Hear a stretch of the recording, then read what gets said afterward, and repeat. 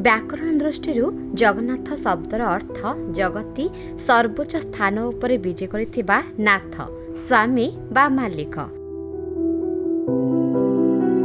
तेबे अधिकांश समय पंडित माने यहाकु संस्कृत संधि प्रकरण आधार रे जगतयुक्त नाथ बोली जुक्ति दर्शाई थांती, जहा ओडिया संधि नियम दृष्टि भ्रमात्मक मने हुए। जगन्नाथ ओडिशा रे नाना नाम रे जनाशुना जगा, जगबंधु, जगतर बंधु, कालिया शांत, दारु ब्रह्म, दारु देवता, चका आखि, चका नयन इत्यादि। दारु ब्रह्म पुरुषोत्तम असंख्य नाम मध्यरु श्री जगन्नाथ नामटीर स्वतंत्र वैशिष्ट्य, मूल्यबोध और महनीयता अवर्णनीय। ଏହି ନାମଟିର ସ୍ମରଣ, ମନନ ଓ ଉଚ୍ଚାରଣ ମାତ୍ରେ ଭାବ ମହାଭାବରେ ରୂପାନ୍ତରିତ ହୋଇଯାଏ। ପ୍ରାଣ ଉଦ୍ବେଳିତ ହୋଇଉଠେ, ହୃଦୟରେ ବ୍ୟାକୁଳତା ଜାଗି ଉଠେ ଏବଂ ଭକ୍ତର ନୟନ ତାଙ୍କ ଦର୍ଶନ ନିମିତ୍ତ ଅଧୀର ହୁଏ। ଶ୍ରୀ ଜଗନ୍ନାଥ ଶବ୍ଦର ପ୍ରତ୍ୟେକ ଅକ୍ଷରର ମଧ୍ୟ ସ୍ୱତନ୍ତ୍ର ମାହାତ୍ମ୍ୟ ରହିଛି। ଶ୍ରୀ ଜଗନ୍ନାଥ ଶବ୍ଦର ଧାର୍ମିକ ଅର୍ଥାନୁବାଦ ହେଉଛି ଶ୍ରୀର ଅର୍ଥ ଲକ୍ଷ୍ମୀ, ଐଶ୍ୱର୍ଯ୍ୟ, ବିଭବ, ଆଲୋକ। ଜର ଅର୍ଥ ଉତ୍ପତ୍ତି, ବିଷ୍ଣୁ, ପିତାମାତା, ତେଜ।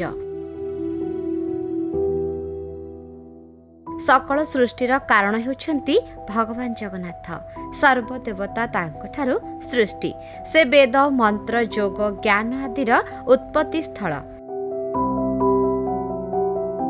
सेपरि गर अर्थ गगन, स्वर्ग, गुरु, अर्थात से हेउछन्ति अनंत सागर परि गभीर, गोलाप परि कोमल।